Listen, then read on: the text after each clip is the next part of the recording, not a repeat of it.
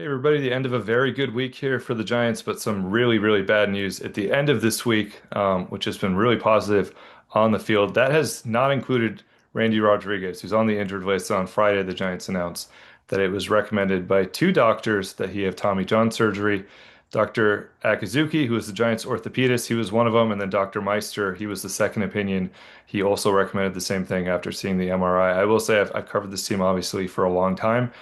They don't have a lot of Tommy John experiences. It's they've been really, really good at avoiding that.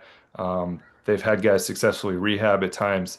So when Dr. Akizuki, who does not take this lightly, I mean, you wouldn't anyway, but he really they have not gone through this as much as other teams have, especially some teams in their division. When that is a recommendation, um, that's pretty serious. And Randy will take the weekend to make a decision, but it seems like there's not really much of a decision to make here, given the two doctors who have recommended this. It's really bad news. I mean, there's no other way to think about this. For Randy, it's just a horrible, horrible break. He's 25 years old. He has been the breakout star of this 2025 season for the Giants. He was an all-star.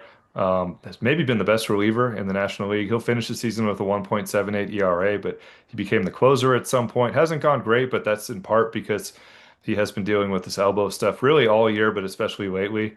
Again, like I mentioned, made the All-Star team, 0.86 ERA in the first half. So one of the best first halves, one of the best stretches we've ever seen from a Giants reliever. It put him on the All-Star team as a setup man, which is not even a setup man, like a sixth inning guy, seventh inning guy, most of that first half, which is impossible in this day and age, but that tells you how good Randy was. A couple things that stood out to me. I mean, just across the board, you go to his Baseball Savant page, it's all red except for ground ball rate. That's because he was striking everybody out. They don't have to worry about that. 97th percentile strikeout rate, 96th percentile expected ERA, 92nd percentile average exit velocity. So he was doing everything right. The 100-mile-an-hour fastball, the really, really good slider that nobody could hit. And then with runners in scoring position, I mean, he started this season kind of as that fireman, the sixth inning, seventh inning guy who would get Bob Melvin out of jams. 376 OPS with runners in scoring position this year. That's not average. That's not slugging. That is OPS. He was tremendous. There's no way to say enough about what Randy did this season. And he did it while really kind of being sore most of the year. I've talked about this a little bit on Giants Talk on the pregame show. I've written it. I know early on there were a lot of Giants fans who wanted him to be the closer at the start of the year. The Giants could not throw him into games back to back. They didn't feel comfortable doing that. He ends up going back to back just six times all year in 5 months, which is a very, very low number for any reliever, but especially somebody in that position and somebody who was so important to them winning games. It was just something where he wasn't bouncing back and just felt sore a lot. This has been something that they've been dealing with all year. They've been managing. I know the initial reaction I've argued with some people on social media today is always to place blame. I will say, seeing this up close, and this largely goes to the pitching coaches and the training staff. They've done a really good job. They've handled him really well. These are guys who have done a good job of protecting pitchers over the years, but I think Dave Gresher and his staff, they've always done that. And JP Martinez and his staff, I think they've done a really good job of being careful with Randy. This is just unfortunately the reality for pitchers. Pitchers, almost all of them, it seems, in this day and age, have Tommy John surgery, especially hard throwing young pitchers. So this sucks. It is just part of the reality, as I said, and part of the experience. And you look around the division, it seems like every young Dodgers pitcher has had it recently. I mean, Walker Buehler had it twice, and the Diamondbacks have had a few guys have it this year. It happens. Padres have lost a couple guys to it recently. The Giants don't have as much experience with this, and it's going to be a big blow and a big blow for Randy, who, assuming he decides this weekend to have the surgery, he will be out until 2027. Guys have gotten better at coming back, but to have the surgery in September, that's your entire 2026 season. The good news there is it allows him not to rush to be fully ready by the start of camp the next season. He's 25 years old. There's a bright future ahead of him. Guys bounce back from this really quickly now and come back, some of them better than ever.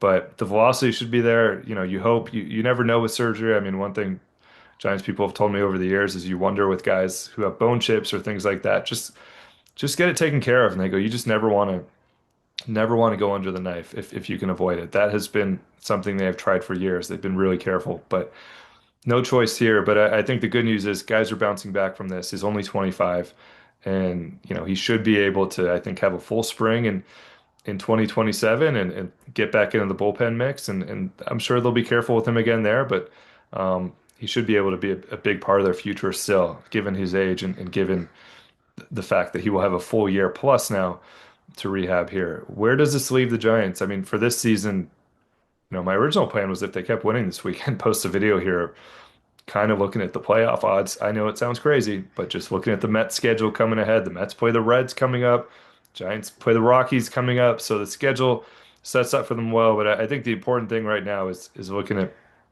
some of what's ahead this offseason and next season, and really the bullpen that was the best in baseball in the first half.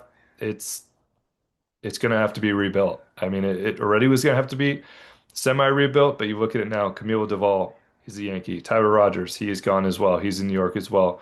Rodriguez now likely out until 2027. Eric Miller, we don't know what's going to happen there. I mean, it seems like a lock that his season is likely over, but he's also dealing with elbow stuff. So you never know what kind of news you'll get there. So there's some uncertainty with Eric Miller, who was a big part of what they did last season and early on. Brian Walker, he's the guy who lost the closer job early in the year, and he's been the guy to be the last man standing here. And he's the closer once again, and he's throwing well, and that's good news. But beyond that, they really have to rebuild the back end of that bullpen. Um, there are some guys who are going to audition here at the next 28 games the next month. Peguero seems like he's at the top of the list. That the stuff he has thrown out there is tremendous. It looked like he threw a 100-mile-per-hour splitter the other night. It wasn't. It was a sinker, but still is a 100-mile-per-hour sinker, 100-mile-per-hour four-seamer. Sliders coming in at like 93, has a better shape than it did a few months ago.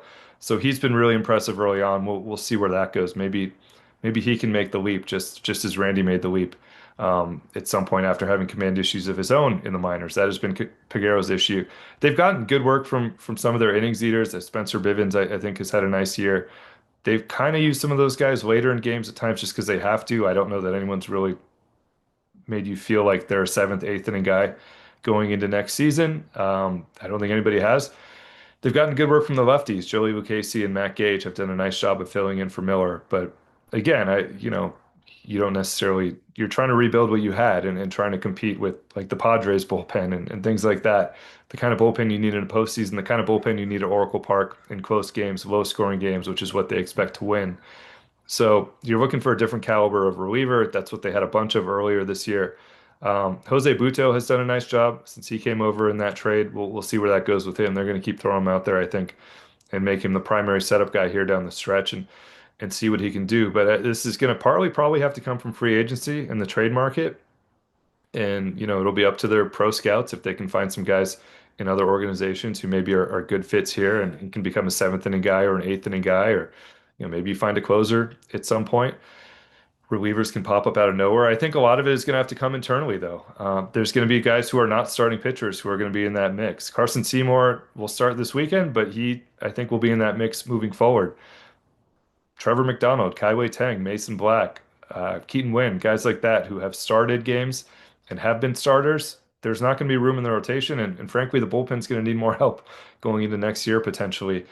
And it's going to be, you don't want to spend money on free agent relievers for the most part. Free agent starters are a little bit of a better bet. So if they can bolster the rotation, I think in the offseason by spending money and then go out and give younger guys a shot in the bullpen, that's probably the best way to go. Wynn is really interesting. He's somebody who I know they really are eager to get a look at as a reliever. He's back. Hayden Birdsong could be in this mix. We'll see. He is starting in AAA. They're hoping the command returns. It hasn't fully come back yet. We'll see where that goes. He certainly was comfortable as a reliever earlier this year. He looked good. You never want to put somebody in the bullpen before you have to, but Birdsong is somebody who stands out to me as a potential solution going into next year, and he could probably slide right into a late innings role. I mean, we know mentally he can handle it. He did it earlier this year and looked like he might be doing that if that was the role they needed him in. So Birdsong, a guy to watch. And then Blade Tidwell, they do like him in the rotation as well, and he was going to get a start before he needed a shoulder MRI. But good news on that MRI, came back pretty clean. He is somebody scouts also think might be a reliever down the line. So he would be another upper 90s guy, really good arm. So they have young guys. Trent Harris is somebody in AAA. He was in the Futures game. He's been a little bit inconsistent in AAA. I know some Giants people really like Braxton Roxby, who's a newer guy to the organization. And then one other guy I wanted to mention who I think is going to be really interesting next spring, Reggie Crawford. I mean, he went from being a two-way guy to basically being a left-handed reliever before he got hurt last year. Everything I've heard this year, the rehab's gone well. Reggie has posted on Instagram that he's thrown bullpen sessions. So it's a lot. It is a lot. It would be moving really, really fast, but relievers can move really, really fast. Remember, spring training 2024, Rodriguez was totally lost, couldn't throw strikes. And then he all of a sudden just walks in AAA, gets up to the big leagues. A year later, he's the best reliever in the National League for a long stretch. So it can happen fast with relievers. Reggie, a college guy, a physically built guy. I think somebody who I'm going to be watching next spring is potentially being in that mix to be in the bullpen. Again, it can happen fast. What is the easiest solution here? Probably just re-sign Tyler Rogers, put him back there with Ryan Walker, try to find a couple other guys. But yeah, that's probably the easiest thing is just re-sign Rogers. You know what you're getting from him. You know he can pitch the eighth for you pretty reliably, and then you find someone for the sixth and the seventh and hope that Walker can be good in the ninth again. But we'll see where they go. But best wishes to Randy. You know, really a quieter guy, but a very nice guy and had a tremendous season and a season he should be really proud of, no matter what happens from here.